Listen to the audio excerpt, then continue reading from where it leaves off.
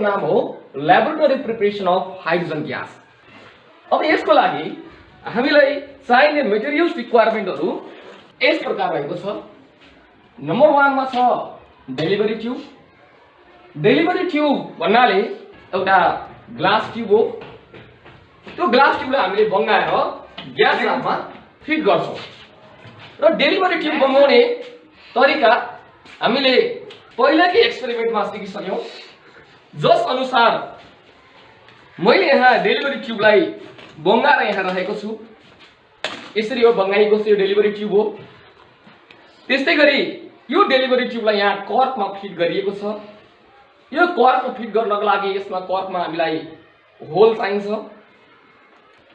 र यो कर्क जुन हामीलाई कर्क चाहिँ नम्बर 6 अथवा नम्बर 7 को कर्क प्रयोग गर्नुपर्ने हुन्छ। बजारमा नम्बर 5, नम्बर 4, नम्बर 6, 7, 8, 9, 10, 11, 12, 13, 14 गरेर धेरै साइजका कर्कहरु पाइन्छ, जसमध्ये हामी नम्बर 6 अथवा नम्बर 7 पाएसम्म नम्बर 6 नभए नम्बर 7 को कर्क प्रयोग गर्नुपर्ने हुन्छ। मसित भएको यो कर्क नम्बर 6 नम्बरको कर्क हो। त्यस्तै गरी यो कर्क 1 नम्बरको कर्क हो जुन अलिकति ठुलो हुन्छ। त्यस्तै गरी यहाँ अलरेडी फिट गरेको एउटा कर्क छ, यो चाहिँ 7 नम्बरको कर्क हो।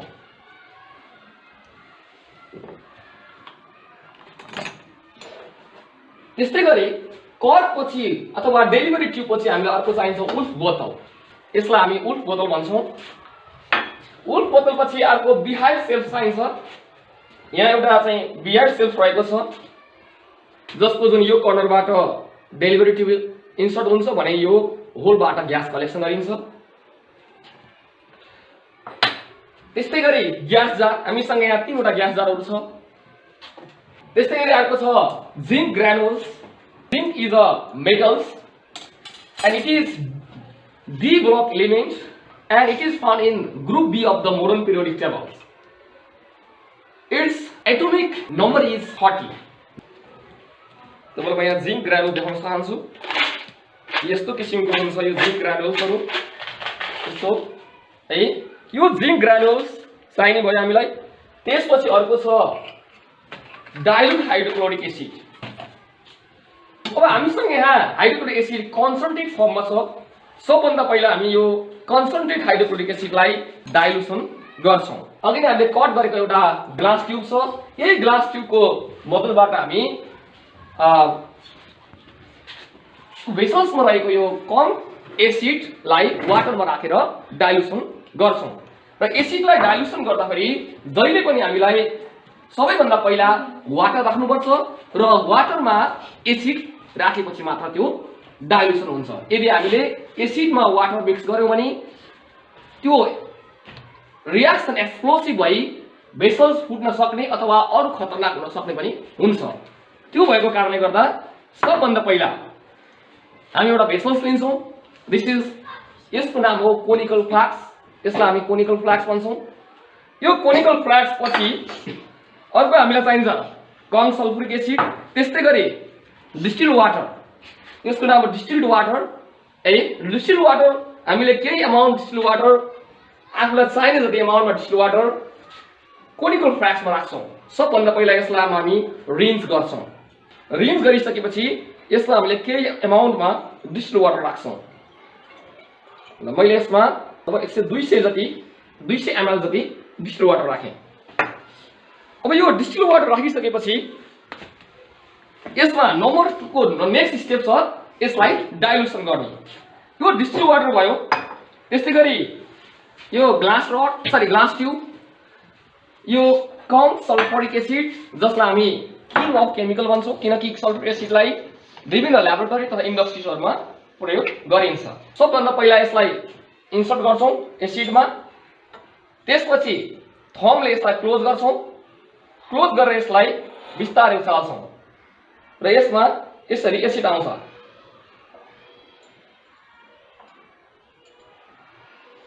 र यसलाई यहाँ डाइल्युसन गर्छौं बिस्तारै है। यदि हामीले एसिडमा वाटर राख्यौं भने त्यहाँ चाहिँ भाइलेन्ट रिएक्सन भई बर्न हुन सक्छ।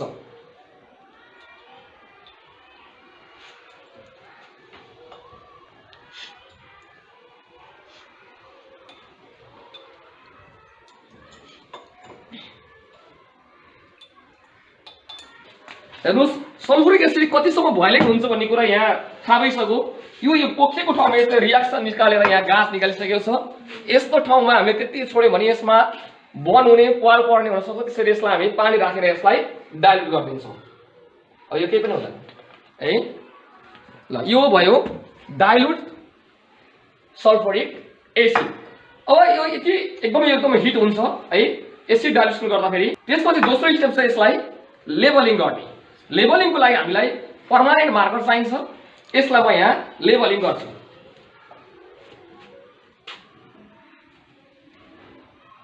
डिल हामीसँग यो जिङ्क ग्रानुल्सहरु छ।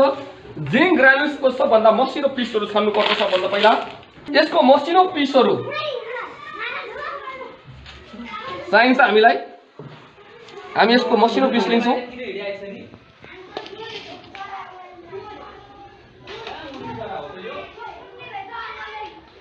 यस्तो मसिनो पिसहरु सकेसम्म मसिनो पिसहरु ए नभएको केसमा ठुलो पिस पनि केही हुँदैन। मसिनो पिसमा सर्फेस एरिया बढी हुन्छ र जसले गर्दा रियाक्सन फास्ट हुन्छ है। यो जिङ्कबाट बनेको छ जसको एटोमिक नम्बर कति छ अरे भन त 30 छ है। ल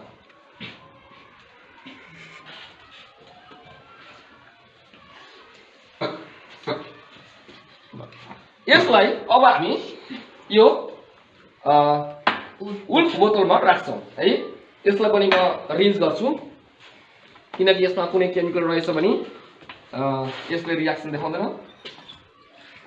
त्यही भएर यसलाई पनि म रिन्स गर्नुपर्ने हुन्छ र यसमा यसलाई भर्दिन्छु है। यहाँ जिङ्क गयो है। अझै केही टुक्राहरु पिस पनि राखिदिन्छु।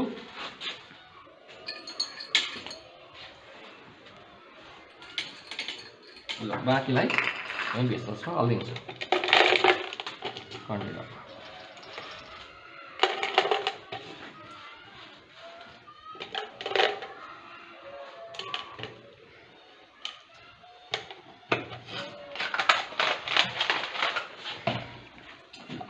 अब यसपछि हाम्रो दोस्रो काम हो क्रिस्टल फनेललाई फिट गर्ने। यसरी हामी यो क्रिस्टल फनेललाई यहाँ फिट गर्छौं। फिट गर्दाखेरि लगभग छोइन लाग्ने किसिमले फिट गर्नुपर्छ। किन भन्दा पछि हामी एसिड राखेपछि एसिडले डुब्नु पर्ने हुन्छ। पुरै टच गर्नु पनि हुन्न। र त्यसपछि अब हामीले यहाँ डेलिभरी ट्युब फिट गर्छौं। डेलिभरी ट्युबको लागि हामीलाई कप चाहिन्छ। अघि नै हामीले बनाएको एउटा कप थियो।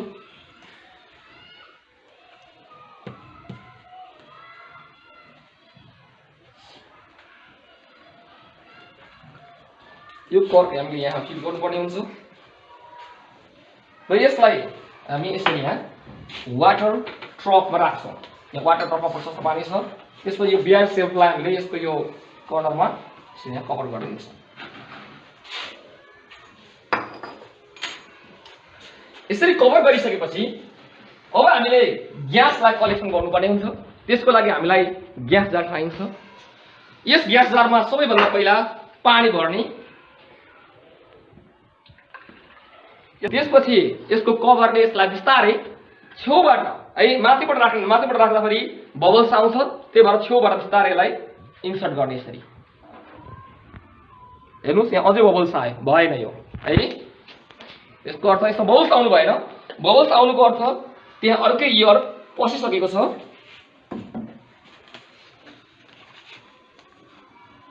यसलाई हामीले इन्भर्ट गर्छौं र यहाँ राखिदिन्छौं। अहिले म यसलाई यतिकै राख्छु र यसमा अब हामीले यहाँ डाइल्युट अहिले बनाएको डाइल्युट सल्फ्युरिक एसिड यहाँ राखिदिन्छौं। यदि हामीले डाइल्युट सल्फ्युरिक एसिड राखेपछि यो जिङ्कले डाइल्युट सल्फ्युरिक एसिडसँग रियाक्सन गर्दाखेरि एसिडमा भएको हाइड्रोजन्सले जिङ्कसँग कम्बाइन गरे अथवा जिङ्कले एसिडको H2 लाई रिप्लेस गरेर साल्ट र हाइड्रोजन ग्यास निकाल्छ जुन ग्यासहरुमा कलेक्सन हुन्छ। बिस्तारै हामी यहाँ राख्न आउँछौं। यसलाई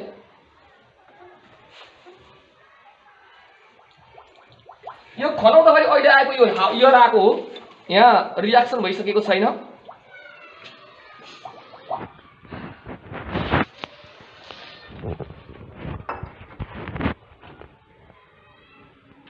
यहाँ हाइड्रोजन ग्यास निस्किन सुरु गरेको छ।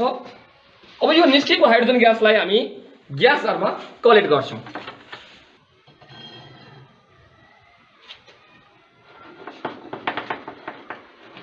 त्यसैले हामी यहाँ ग्यास जारमा यसलाई कलेक्ट गर्नुपर्ने हुन्छ।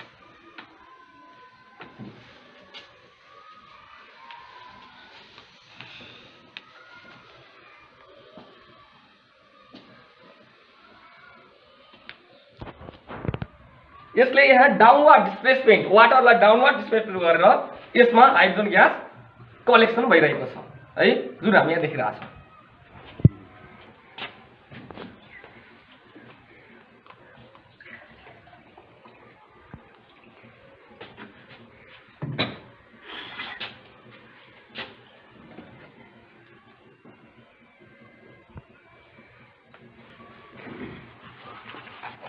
ल यसमा चाहिँ बबल्स आएन, यो ग्यास पनि हामीले यहाँ रेडी गर्दैछौँ। अर्को जार, अब यसमा हाइड्रोजन ग्यास भरिसकेको छ। हाइड्रोजन ग्यास एयर भन्दा लाइटर हुन्छ, त्यो कारणले गर्दाखेरि यो एयरको माथिल्लो सर्फेस पाइन्छ एटमोस्फियरको। त्यसैले हामीले यो भेसल्सलाई सिधा निकाल्दाखेरि यस्तो भएको हाइड्रोजन ग्यास तल झर्दैन, यो माथि रहन्छ, किनकि यो हावाभन्दा हलुङ्गो छ। र त्यस्तै गरी अर्को भेसल्स पनि हामी यहाँ कलेक्ट गर्छौँ। त्यस्तै गरी अर्को भेसल्स पनि हामी रेडी गर्छौँ। यहाँ प्रशस्त निस्किन्छ हाइड्रोजन ग्यास।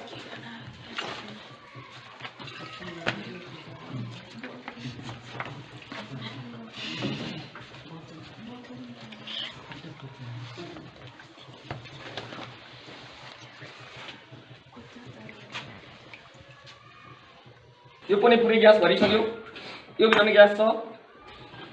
र अर्को अब हामी हाइड्रोजन ग्यासको परीक्षण गर्छौँ।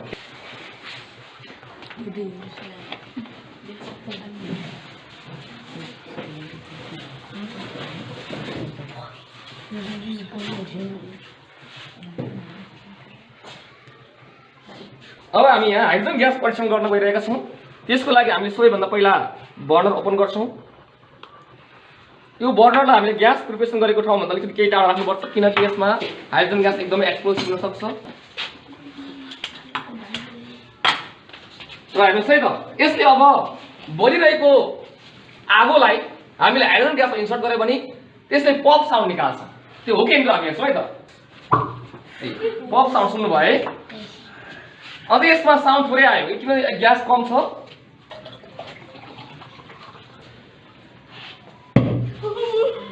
सुन्नुभयो हाइड्रोजन ग्यास पड्केको, हेर्नु बलिरहेको छ। हेर्नुहोस् त, निलो कलर बलिरहेको छ, हाइड्रोजन ग्यास बल्छ एयरमा।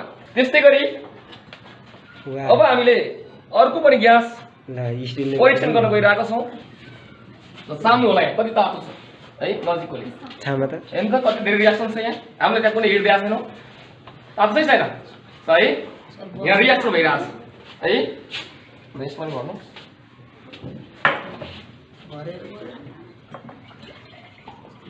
यसमा पनि हामी हेरौँ है त। यहाँ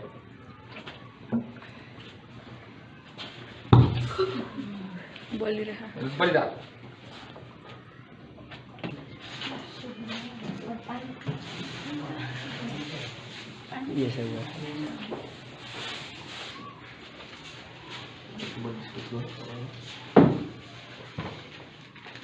यो ग्यास पाल्छौँ यसरी ग्यास है।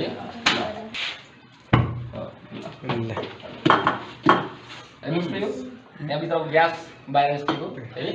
यसरी हामीले यहाँ हाइड्रोजन ग्यास बनाउन सक्छौँ।